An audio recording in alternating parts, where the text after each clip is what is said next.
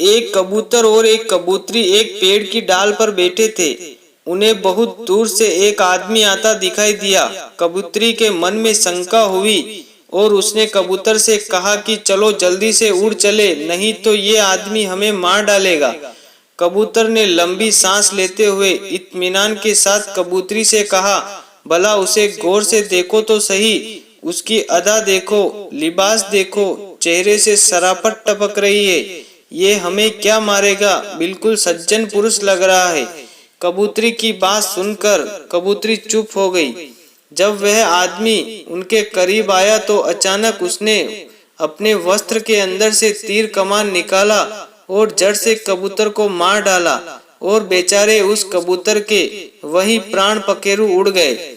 ऐसाई कबूतरी ने किसी तरह भागकर अपनी जान बचाई और बिलखने लगी।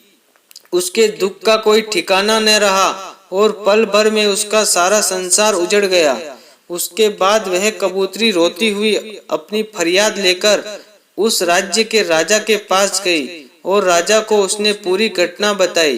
राजा बहुत दयालु इंसान था। राजा ने तुरंत अपने सैनिकों को उस शिकारी को पकड़ लाने के लिए आदेश दिया।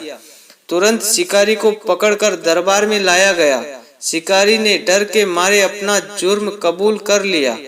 उसके बाद राजा ने कबूतरी को ही उस शिकारी को सजा देने का अधिकार दे दिया और उससे कहा कि तुम जो भी सजा इस शिकारी को देना चाहो दे सकती हो, तुरंत उस पर अमल किया जाएगा।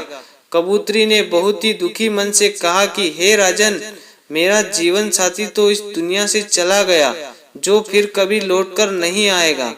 इसलिए मेरे विचार से इस क्रूर शिकारी को बस इतनी ही सजा दी जानी चाहिए कि अगर वो शिकारी है तो उसे हर वक्त शिकारी का ही लिबास पहनना चाहिए। ये शराफत का लिबास वह उतार दे, क्योंकि शराफत का लिबास ओढ़कर धोखे से घिनौने कर्म करने वाले सबसे बड़े नीच और समाज के लिए हानिकारक होते हैं।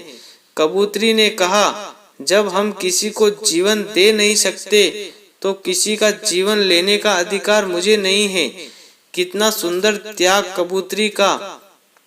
हमें भी अपना जीवन किसी के बदले की आग में नहीं बिताना, मन से उसे क्षमा कर देना चाहिए। जय श्री राधे कृष्णा।